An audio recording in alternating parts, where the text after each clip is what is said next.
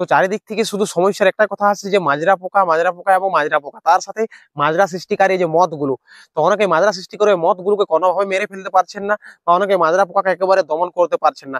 তো আপনারা কেন সেগুলোকে দমন করতে পারছেন না, তার কতগুলো আপনাদেরকে বৈশিষ্ট্য বা তার কতগুলো কারণ আপনাদেরকে প্রথম থেকে A to Z সুন্দরভাবে আলোচনা করে জানাবো। আপনারা যদি এরকম ভুল করে থাকেন তবে এরকম ভুল করা থেকে আপনারা অবশ্যই বিরত থাকুন বা এইসব ভুল থেকে দূরে থাকুন। আপনারা সেগুলো মন দিয়ে দেখবেন। ভালো মানের উন্নত মানের কেমিক্যাল কম্পোজিশনের সম্বন্ধে লাস্টে জানানো হবে, যেগুলো প্রয়োগ করে আপনারা অবশ্যই নির্দ্বিধায় সেই মাজরা পোকাকে দমন করতে পারবেন। তো এখন এগ্রিকালচার রিলেটেড যে ফিল্ড, সেই ফিল্ডের সাথে মোটামুটি আমিও বিগত 3 বছর ধরে যুক্ত রয়েছি, এবং আমার জমিতে সে হারে কোনো মাজরা পোকার সমস্যা কোথাও দেখতে পাওয়া যায় না। এবার টুকুটাকু নর্মাল সমস্যা সেগুলো থাকতে পারে, কিন্তু সেগুলোকে সঠিকভাবে সঠিক সময়ে সঠিক কীটনাশক সঠিকভাবে প্রয়োগ করলে আপনারা অবশ্যই সেটাকে দমনে রাখতে পারবেন।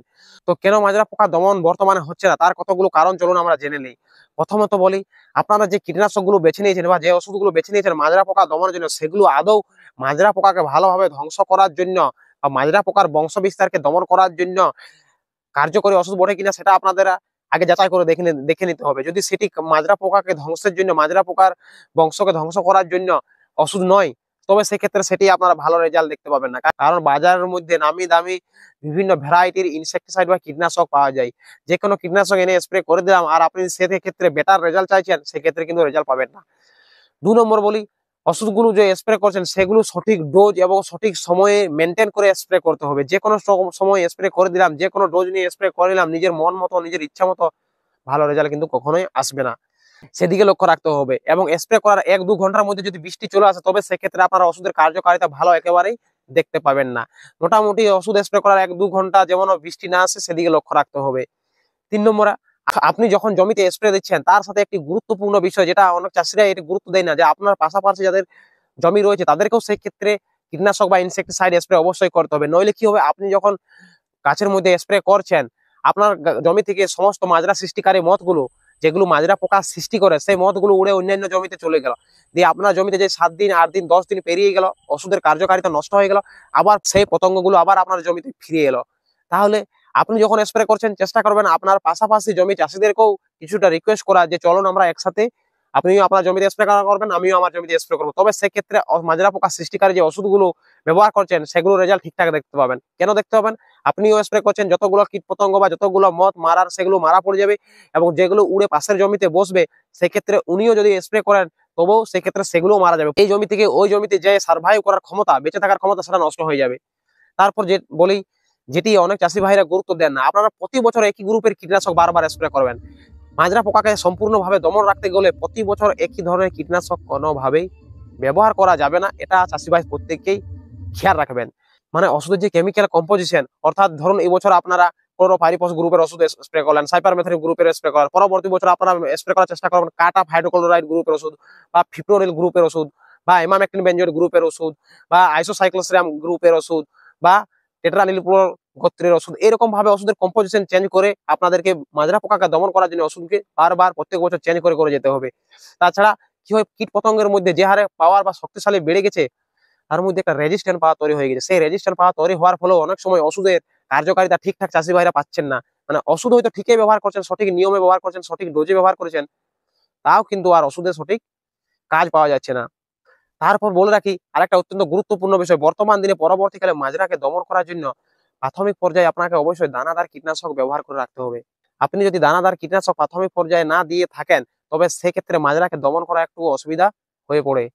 তাই আপনারা প্রাথমিক পর্যায়ে দিকে দানাদার কীটনাশক সঠিক ডোজে, সঠিক সময়ে, সঠিক কম্পোজিশনে ব্যবহার করবেন, ভালো রেজাল্ট দেখতে পাবেন। যেমন আপনারা এই সময় ব্যবহার করতে পারেন ফাটেরা, আদামার বারুজ বা এক্সোটিকা, অবশ্যই ব্যবহার করুন, ভালো রেজাল্ট দেখতে। এগুলো ছাড়াও বাজারে বিভিন্ন ধরনের আরো দানাদার কীটনাশক রয়েছে, যেমন কি বললাম, আদামার বারুজ রয়েছে, ফাটেরা রয়েছে, ভিরতাকো রয়েছে, হ্যাঁ, ভাইব্রেন ইনসেক্টিসাইড রয়েছে, এক্সোটিকা রয়েছে, ইমিডাক্লোরোপিড গ্রুপে দানাদার কীটনাশক রয়েছে, সেগুলো আরামসে ব্যবহার করবেন, ভালো রেজাল্ট দেখতে পাবেন। এবং আপনারা যখন স্প্রের সময় যে কোনো ইনসেক্টিসাইড বা কীটনাশক প্রয়োগ করেন, সেক্ষেত্রে অবশ্যই মনে করে একটা স্টিকার বা আঠা অবশ্যই ব্যবহার করেন। প্রতি 15 লিটার ট্যাঙ্কিগুলোতে 5 ml করে স্টিকার বা আঠা ব্যবহার করবেন, যাতে সেই ওষুধের কার্যকারিতা ধান গাছের মধ্যে দীর্ঘদিন লেগে থাকে, এবং সেই ওষুধের ইফেক্টিভনেস যাতে তাড়াতাড়ি ধ্বংস বা নষ্ট না হয়ে যায়, সেদিকে খেয়াল রাখবেন। এই স্টিকার বা আঠা ব্যবহার করলে ওষুধের 100% কার্যকারিতা, 100% রেজাল্টও আপনারা সঠিকভাবে দেখতে পাবেন। তারপর বলি, যখন ওষুধ প্রয়োগ করছেন, যে কোনো হেলাথেলা, যে কোনো ধরনের ওষুধের সাথে কীটনাশক, ছত্রাকনাশক, ভিটামিন, পিজিআর, পিজিপি যে কোনো ওষুধ একসাথে 5 মেশালি করে 6-7 রকমের ওষুধ মিশ্রিত করে দিলেন, জমিতে স্প্রে করে দিলেন। আপনারা ভাবছেন যে চারদিক থেকে ওভারঅল দারুণ রেজাল্ট পাবো, সেটা কিন্তু নয়, আপনারা ভুল করছেন। জমিতে যে কোনো ধরনের ওষুধ এর সাথে ওর সাথে যে কোনো ভাবে মিশ্রিত করে স্প্রে করা যায় না। কিছু কিছু গ্রুপের ওষুধ রয়েছে যেগুলো হয়তো কিছু ফাঙ্গিসাইডের সাথে, কিছু ভিটামিনের সাথে, বা কিছু পিজিআর এর সাথে, বা কিছু ইনসেক্টিসাইডের সাথে মেশা যায়। সেগুলো আপনারা 1-2-3 রকমের কম্বিনেশন করতেই পারেন। সেগুলো কিন্তু তার আগে আপনাদেরকে পরীক্ষা করে দেখে নিতে হবে। যদি ওষুধগুলো মেশার পর দ্রবণে ফেনা কাটছে বা দ্রবণে ফসলে ফেনা কাটছে, তবে সেক্ষেত্রে সেই ওষুধগুলো ফসলে স্প্রে করা যাবে না, নইলে কিন্তু আপনার ওষুধের কার্যকারিতা একেবারেই দেখতে পাবেন না। আর একটি গুরুত্বপূর্ণ বিষয়, প্রথম দিকেই অনেকে কি করেন, হাই পাওয়ারের হাই কম্বিনেশনের যে ইনসেক্টিসাইড গুলো থাকে সেগুলো প্রথম দিকেই ব্যবহার করে দেন। অর্থাৎ গাছের বয়স 15, 20, 25, 30, 35 দিনের মধ্যে রয়েছে, আপনারা ব্যবহার করে দিচ্ছেন সেই সময় প্রচুর হাই পাওয়ারের কীটনাশক গুলো। তাহলে সেই সময় যদিও ওই জমির মধ্যে 2-1টা কীট পতঙ্গ বেঁচে থাকে, কোন রকমের সার্ভাইভ করে বেঁচে থাকে, সে পরবর্তীকালে যে বংশ বিস্তার করবে, ডিম পাড়বে, সেই ওষুধগুলোকে আপনারা যতই পরবর্তীকালে পাওয়ার ওষুধ দেন না কেন, সেই পতঙ্গ কোন রকম ভাবে মারা পড়বে না। তাই চেষ্টা করবেন আপনারা, আমি যেমন করি, প্রথম দিকে বয়স অনুযায়ী, গাছের বৃদ্ধি অনুযায়ী কম থেকে বেশি পাওয়ারের ডোজের দিকে ধীরে ধীরে এগিয়ে যায়, সেই রকম আপনারাও চেষ্টা করবেন প্রথম দিকে কম পাওয়ারের লো কম্বিনেশনের ওষুধগুলো ব্যবহার করার, এবং তার পরবর্তীকালে ধীরে ধীরে ধীরে ধীরে হাই পাওয়ারের হাই কম্বিনেশনের ওষুধগুলোকে ব্যবহার করার। তো স্প্রে করার সময় একটু ধীরে ধীরে সঠিক সময় নিয়ে চারিদিকে গাছকে ভিজিয়ে ভিজিয়ে স্প্রে করতে হবে। অনেক চাষি ভাই কি করছেন দেখছি, মাজরা পোকাকে দমন করার জন্য স্প্রে করছেন, অনেক তাড়াতাড়ি জমির মধ্যে চলছেন এবং হালকা ভাবেই ওষুধ স্প্রে করে চলে যাচ্ছেন, কিন্তু সেটা হবে না। আপনাদেরকে সঠিকভাবে ধীরে ধীরে গাছকে ভিজিয়ে ভিজিয়ে একেবারে স্প্রে করতে হবে, এবং যাতে কি হয়, তার মধ্যে দিয়ে কীট পতঙ্গের কে মারার জন্য যে ওষুধ, সেই ওষুধটা ধান গাছের মধ্যে সঠিকভাবে সিস্টেমেটিক ভাবে এন্টার করতে পারে, এন্টার করার পর কীট পতঙ্গকে যথেষ্ট ভালোভাবে মেরে ফেলতে পারে। কোনো ধরনের ইনসেক্টিসাইড বা কীটনাশক স্প্রে করার সময় আপনাদেরকে অবশ্যই যেটা করতে হবে সেটা হচ্ছে কি, স্টিকার বা চিট বা আঠা অবশ্যই যে কোনো কোম্পানির 5 ml 15 লিটারের ট্যাঙ্কিগুলোতে ব্যবহার করবেন, এটা বারবার বলছি, তাছাড়া আপনারা ভালো রেজাল্ট দেখতে পাবেন না। তো যাই হোক চাষি ভাই, আপনাদেরকে যে কতগুলো ব্যাপার নিয়ে জানালাম, এইগুলো যদি আপনারা করে থাকেন, কোনো মতে ধানের জমিতে মাজরা পোকা ধ্বংস হবে না, বা মাজরা পোকার বংশ নষ্ট হবে না। তাই এই যে জিনিসগুলো বললাম, এগুলা আপনারা একটু সঠিকভাবে মেনটেন করার চেষ্টা করবেন। যে জিনিসগুলো করার সেগুলো করবেন, যেগুলো করা উচিত নয় সেগুলো করবেন না। তাছাড়া আপনাদের পয়সা অপচয় হবে, সঠিক আপনারা রেজাল্ট দেখতে পাবেন না। এবং এই মাজরা পোকা সৃষ্টিকারী পতঙ্গগুলোর বর্তমান দিনে এত হারে রেজিস্ট্যান্ট পাওয়ার বেড়ে গেছে যে চাষিরা একেবারে দুরবস্থায় পড়ে গেছে এই মাজরা পোকাকে ধ্বংস করার জন্য। অনেক চাষি চিন্তায় পড়ে গেছে, কিন্তু তার জন্য আপনাদেরকে একটু বুদ্ধি করে টেকনিক চেঞ্জ করতে হবে, ওষুধ চেঞ্জ করতে হবে। যেমন আপনারা কম দামের মধ্যে যদি মাজরা পোকাকে দমন করতে চান, তবে সেক্ষেত্রে প্রফেক্ট সুপার, এসিটামাপ্রিড এবং তার সাথে চিট বা স্টিকার ব্যবহার করবেন, দারুণ রেজাল্ট দেখতে পাবেন। এই যে প্রফেক্ট সুপার যে এই ওষুধটা রয়েছে, এর মধ্যে রয়েছে প্রোফেনোফক্স প্লাস হাইপারমেথিন। এই ওষুধটা তো যে কোনো কীট পতঙ্গের প্রতি একটা ভালো কম্বিনেশন ওষুধ বটেই, তার সাথে এটি ভালো ব্যবহার করলে রেজাল্ট আসে কেন, কারণ এর যে গন্ধ, এর যে তীব্র গন্ধযুক্ত হওয়ার জন্যই মাজরা সৃষ্টিকারী যে মথগুলো, মাজরা সৃষ্টিকারী পুরুষ মথ, স্ত্রী মথ কোনো মতে জমির আশেপাশে থাকে না, এরা উড়ে অন্যদিকে চলে যায়, এই গন্ধের জন্য আসতে চায় না। তারপর 2 নম্বর কম্বিনেশনে আপনারা ব্যবহার করতে পারেন, এই যে আমার কাছে রয়েছে দেখতে পাচ্ছেন আদাম আর বেরাজাইড ইনসেক্টিসাইড। এর মধ্যে রয়েছে কি কেমিক্যাল কম্পোজিশন, না এর মধ্যে রয়েছে নোভালুরন 5.25% প্লাস এমামোক্টিন বেনজয়েড 0.9%। এটিও যদি আপনারা সঠিক ডোজ নিয়ে ব্যবহার করেন, যে কোনো মাজরা পোকা, মাজরা সৃষ্টিকারী মদকে আরামসে নির্দ্বিধায় ফসলকে রক্ষা দিতে পারবে। এই ওষুধটি খুবই কার্যকরী একটি ওষুধ, এবং এর সাথে এসিফেট বা এসিটামাপ্রিড গ্রুপের যে কোনো ওষুধ আপনারা মিশ্রিত করবেন সঠিক ডোজে এবং ব্যবহার করবেন, ভালো রেজাল্ট দেখতে পাবেন। এটি ছাড়াও ফিপ্রোনিল গ্রুপের ওষুধ তার সাথে এসিফেট মিশ্রিত করে ব্যবহার করবেন, ভালো রেজাল্ট দেখতে পাবেন। তাছাড়াও বাইফেনথ্রিন গ্রুপের সাথে এমামেক্টিন বেনজয়েড ব্যবহার করবেন, মাজরা পোকা থেকে আরামসে মুক্তি পেতে পারেন।